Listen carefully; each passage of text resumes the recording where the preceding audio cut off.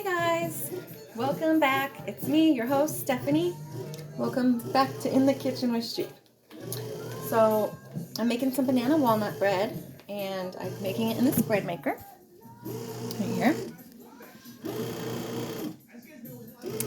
I love this bread maker.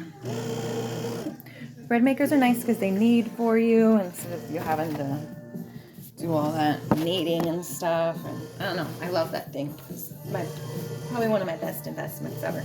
Anyway, so I have this cookbook. This is where I got the recipe from. Simply Simpatico. This cookbook was made by the Junior League of Albuquerque, like in the 80s. So it's a taste of New Mexico, it says. So it's pretty nice. So when I was looking for a bread recipe, I opened it up, and whoever owned this before me, because I got it at a thrift store, they wrote goal on it. So I was like, I wonder if they got to make that goal or not, make that bread. But so I made it the other day. It was really good. Even though I forgot to put the fruit in. Like you're supposed to, it'll call to add the nuts and the bananas after it's needed. So forgot. Whatever.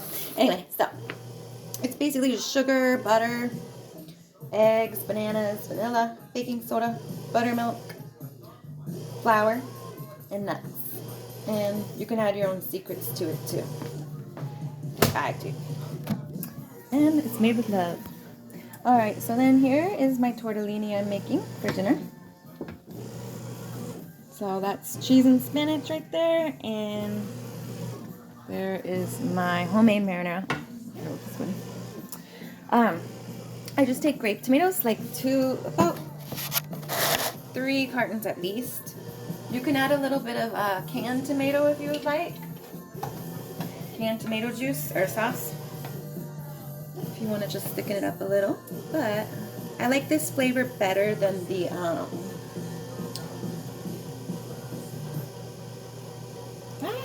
okay, I'm back. Sorry.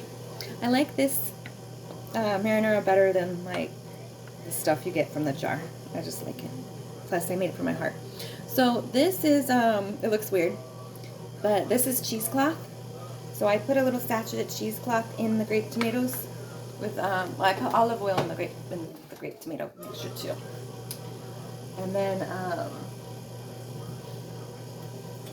yeah, it's just best olive oil, or you can use any, really, it doesn't matter, but I like that kind. And there's, in that sachet, it's like, pepper. I have my basil, oregano, garlic, and bay leaves. So I put them in that little sachet so they just float in there, and then you mash up those grape tomatoes after they're soft. Mash them up, pour in that tomato sauce. That sachet, you could put it in right away. But yeah, it's great. It just flavors the sauce. Like, cook it in your crock pot for about 4 hours. It's really good like that. Or I broke my little crock pot, so I'm using my pot on the stove. It takes about 4 hours to really get a nice flavor, really. Because, slow cooking is best. You could probably like cut it in half by putting it in or less than that by putting it in the Instapot, but I just like slow cooking stuff sometimes. Alright, so these tortellinis are done. That sauce is pretty much done. When you do make pasta, I don't even use a colander anymore. What I do, I just put a little bit of water out, and then I add the sauce to my pasta with a little bit of that water still in there. And then the sauce actually, because the starch in the pasta, well, I'm going to go back to that because I'm going to spill. I need a little spoon. Anyway, but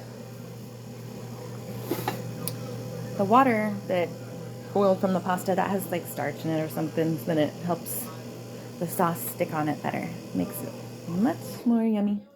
I also made these today. So I had mango, and I sliced it up with one of these guys. And then put it on the parchment paper, put it on the pan like so, and then I put some habanero spices on it. Lowest setting, just like when I dehydrated the lowest setting on the oven, about 2 hours that's going to take because they're really thin. So I use some habanero on there. You could use anything on those mangoes that your heart desires. Pretty versatile fruit. Well, it's been a great day. Hope you guys have had a great day. Hope you got out and got some exercise and did good things for yourself. And hope everyone has a great night. Please like and subscribe.